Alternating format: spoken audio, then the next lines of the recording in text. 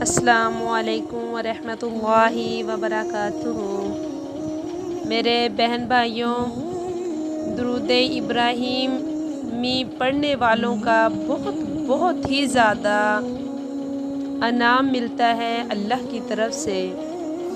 درود ابراہیمی پڑھنا ساری نفلی عبادتوں سے افضل ہے،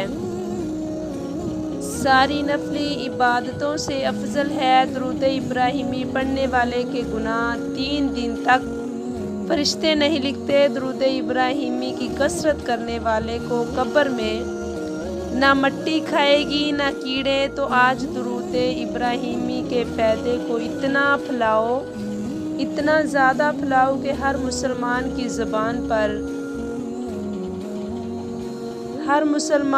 زبان پر درود ابراہیمی جاری ہو جائے۔